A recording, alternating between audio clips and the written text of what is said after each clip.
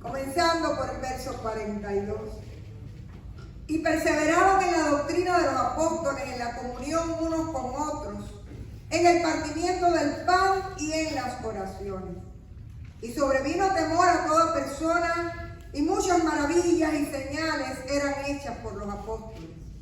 Todos los que habían creído estaban juntos y tenían en común todas las cosas, y vendían sus propiedades y sus bienes, y los repartían a todos según la necesidad de cada uno. Y perseveraban unánimes cada día en el templo. Y partiendo el pan en las casas, comían juntos con alegría y sencillez de corazón, alabando a Dios y teniendo favor con todo el pueblo. Y el Señor añadía cada día a la iglesia los que habían de ser salvos. Esta es palabra de Dios.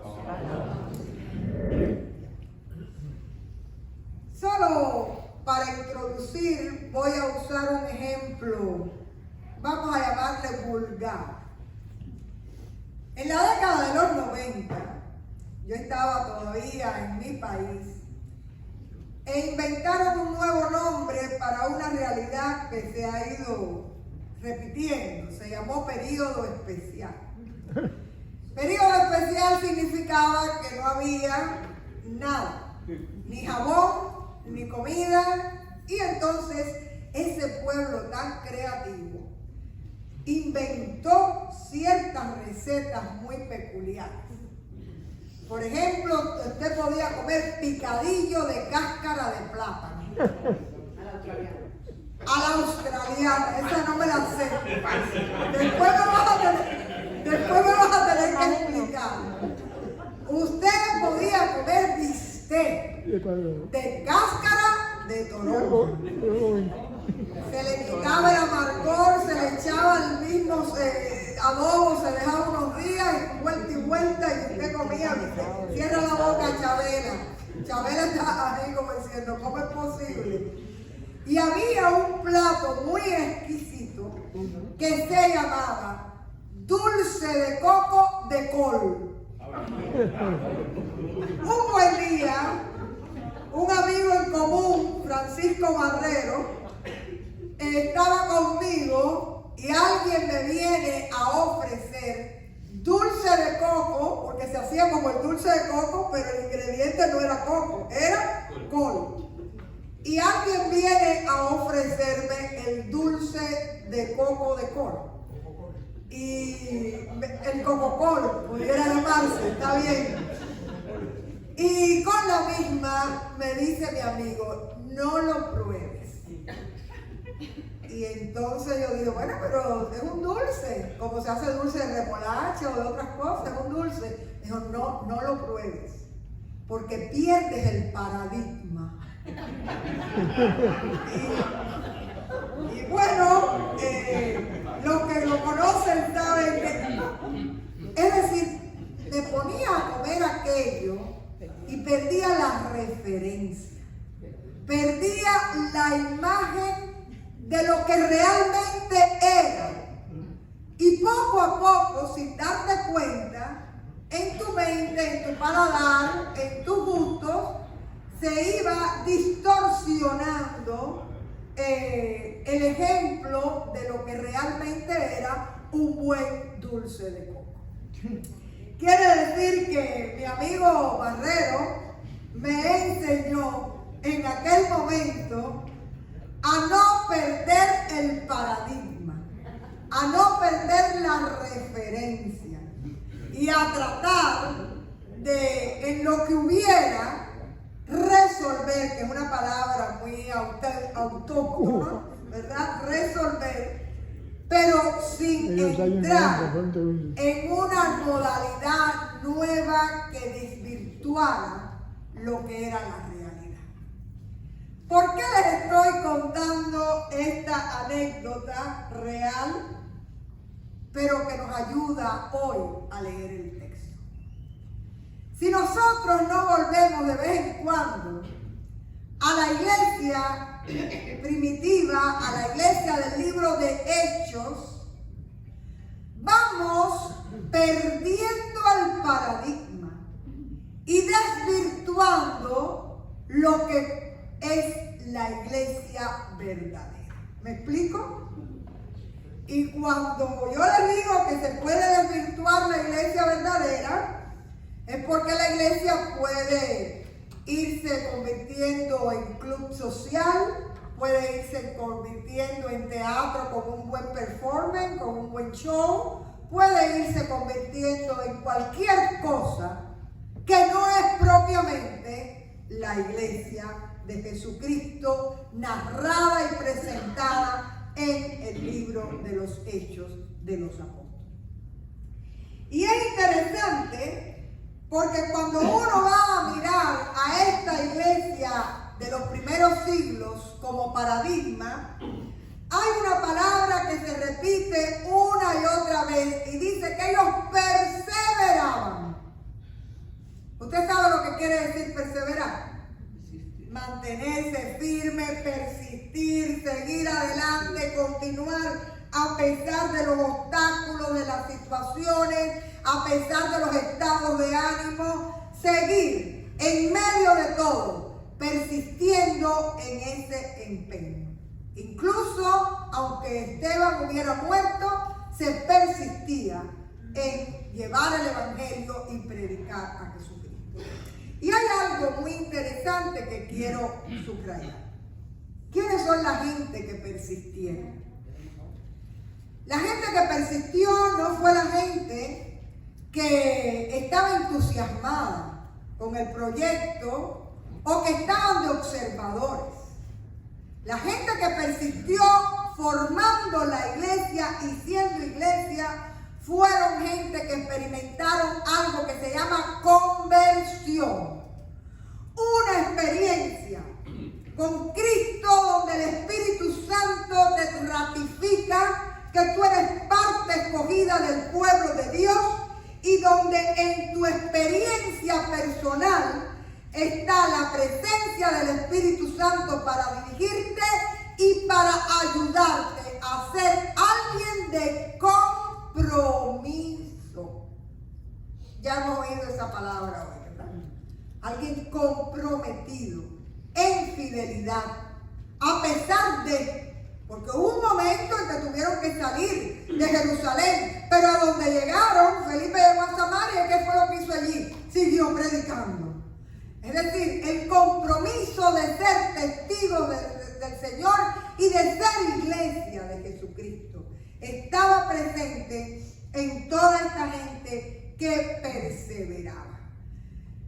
La pregunta que quiero desde ahora presentar es: ¿acaso es la iglesia de hoy, nuestra iglesia en particular, una iglesia de gente perseverante por un compromiso de fe y una experiencia de fe? Que aunque vengan las muchas aguas, aunque vengan las muchas situaciones, estamos aquí para el Señor y para servirle. Vamos a mirar un poco la foto de aquella iglesia a la que nos queremos parecer, ¿no? Yo recuerdo que cuando puse algunas fotos de mami después de su fallecimiento, algunas personas me decían: ¿cómo se parece Dani a Beatriz y Samuel a tu mamá y a tu tío? Vamos a mirarnos a ver si nos parecemos a nuestros abuelos en la fe, a la gente que realmente comenzó a hacer iglesia. Y lo primero que nos recuerda el texto era que era una iglesia que perseveraba en la doctrina, en la enseñanza, en el aprendizaje. La gente tenía entusiasmo por aprender aquello que los apóstoles estaban enseñando. Y ustedes saben lo que enseñaban los apóstoles: a Jesucristo muerto y resucitado para nuestra salvación.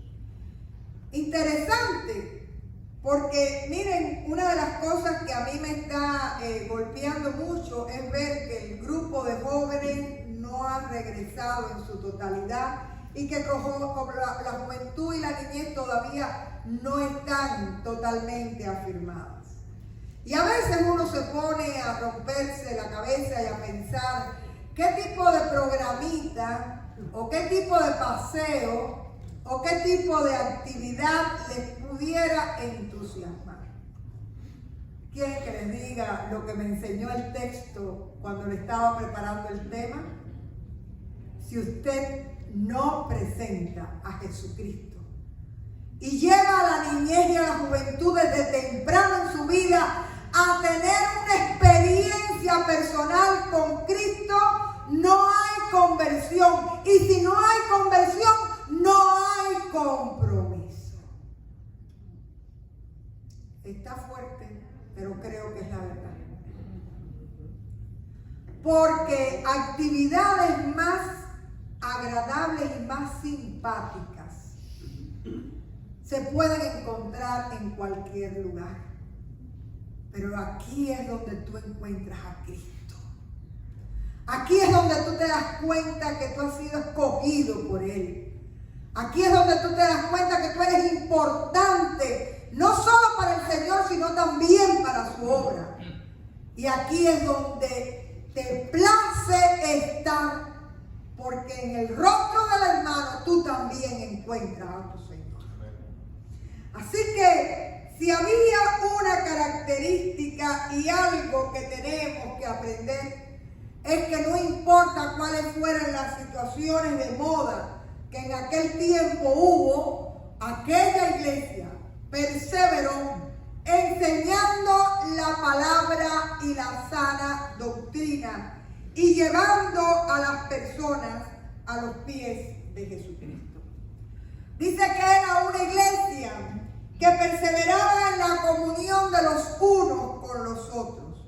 Y era tal el entusiasmo que de alguna manera y la pasión que de alguna manera necesitaban congregarse, conocerse, estar juntos, interceder los unos por los otros y ser una iglesia que dice que se reunía en el templo. Es muy probable que fueran al templo de Jerusalén y que allí en los pórticos, en el pórtico de Salomón, pues entonces tenían el tiempo para alabar, para orar, para conocer el Evangelio de Cristo.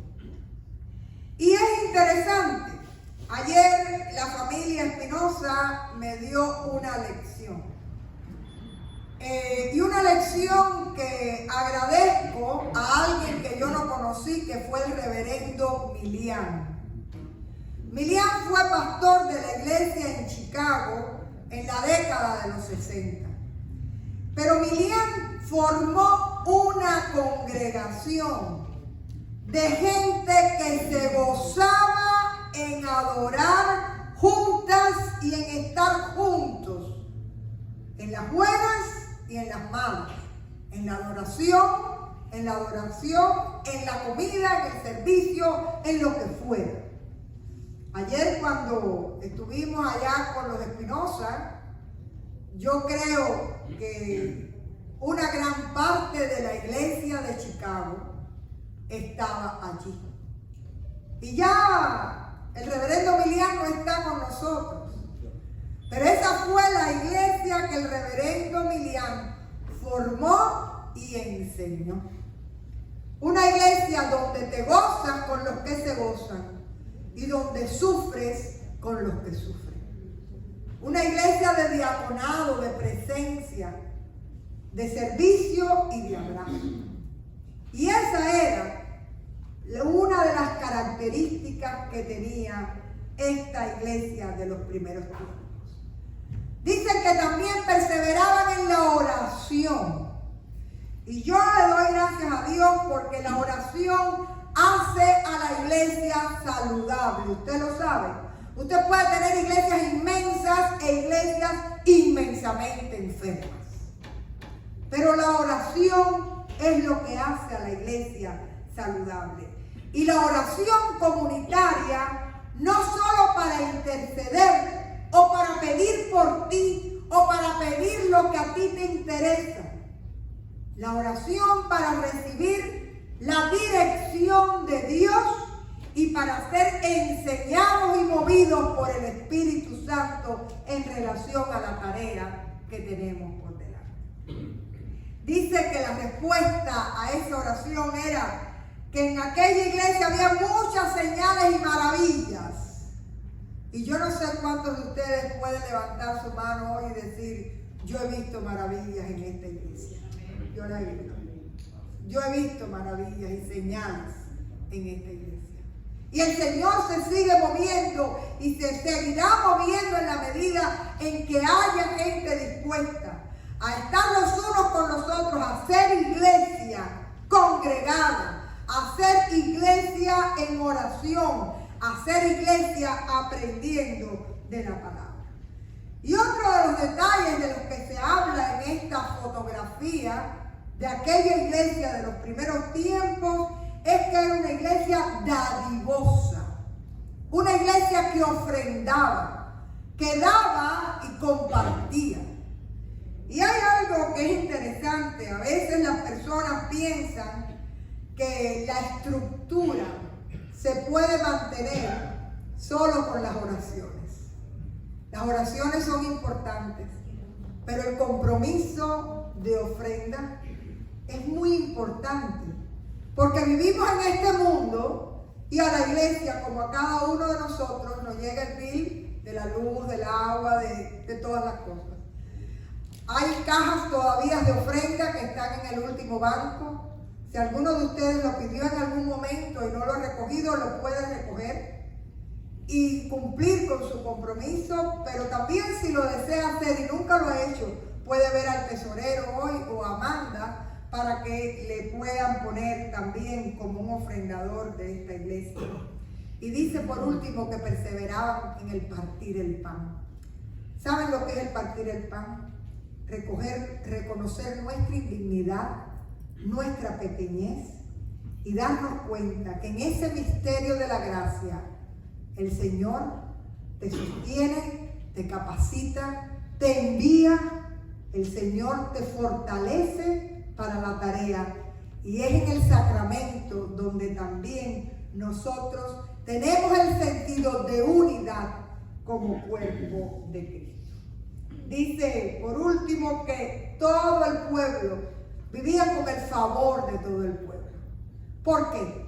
Porque su conducta, porque su testimonio, de alguna manera, inspiraba a aquellos que le rodeaban. ¿Seremos nosotros una inspiración para la gente que nos ve? ¿Somos nosotros realmente una iglesia que tiene algún parecido con la primera iglesia, la iglesia primitiva de Jerusalén? Esto es un resumen que hace el libro de los Hechos, escrito por Lucas después del Pentecostés. Y de alguna manera en todo el libro de los Hechos se va dando este pequeño resumen.